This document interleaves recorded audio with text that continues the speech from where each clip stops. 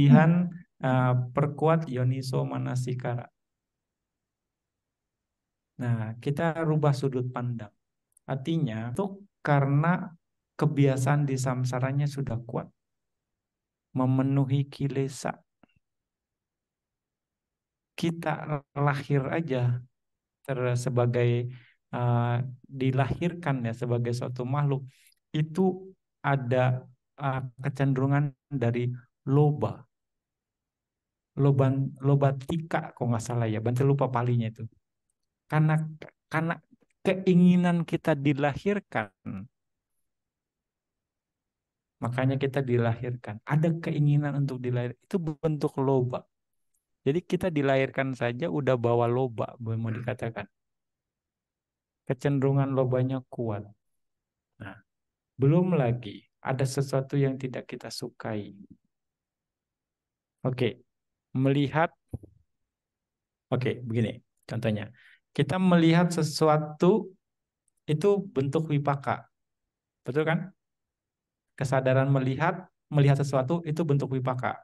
Kalau kita melihat yang baik, itu kama baik berbuah kan? Wipaka baik berbuah dengan melihat yang baik. Kalau melihat yang buruk, kama buruk berbuah, wipaka buruk berbuah. Ya. Nah, kebanyakan kita begitu ngelihat yang baik, indah bener ya. Itu apa? Loba. Melihat yang melihat yang jelek, nggak bagus, nggak bagus itu ganti-ganti. Itu apa? Dosa, penolakan. Itu udah kebiasaan kita. Nggak bagus nih kayaknya itu, nggak enak gitunya. Ganti-ganti, nggak suka saya. Ya kan? Itu udah jadi habitual kita, habitual tendency, udah laten. Makanya kalau kalau kita bicara masalah di samsara, proses pikiran mengerikan samsara ini. Makanya Buddha katakan, Buddha nggak memuji satu kelahiran sekalipun.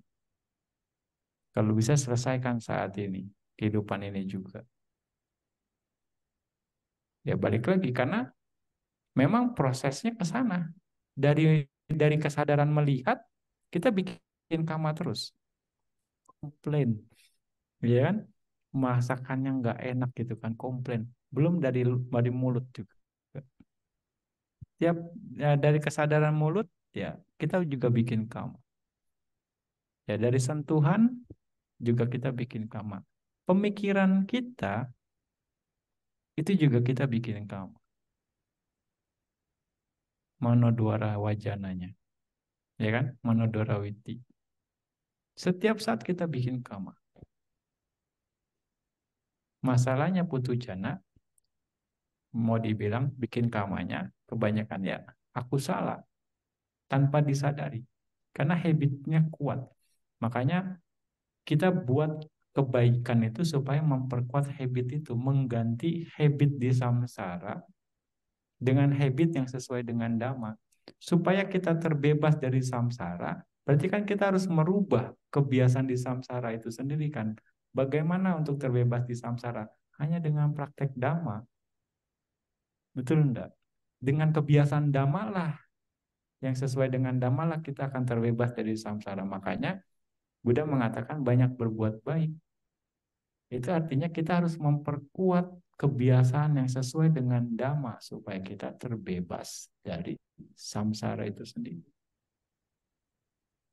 Makanya pentingnya jaga sila gitu kan. Pentingnya meditasi itu kan kebiasaan-kebiasaan yang sesuai dengan dhamma. Yang ya udah Bante cerita deh, ya Bante cerita lagi deh kepada semuanya deh ya. Mungkin semoga aja Anda nggak bosan gitu kan. Ya kan? Anda udah jadi umat Buddha berapa lama? Ya kan? Itu pertanyaan yang sering Bante tanya. Ya, terus sudah berapa lama? Sudah berapa kali Anda berdana? Ya kan? Terus setelah udah ribuan kali berdana, keserakan Anda gimana? Berkurang apa bertambah? Ya kan? Padahal Buddha mengajarkan berdana itu untuk apa? Mengurangi keserakahan. Tapi setelah ribuan kali kita berdana, keserakahannya makin kuat gitu. Berarti kan kita tidak mempraktekkan dhamma dengan baik, ya kan? Tidak mempraktekkan praktek dan dhamma yaitu berdana dengan baik. Karena kita salah sudut pandang gitu. Tidak mengerti. Nah itu kebanyakan orang seperti itu. Ya enggak? Nah di sini salah satu kelemahan orang pada umumnya. Orang jaga sila supaya apa? Supaya karma baiknya bertambah, Bante. Karena di Buddha bilang sila lebih baik dari berdana. Hanya balik lagi, tetap ujung-ujungnya nambahin karma baik.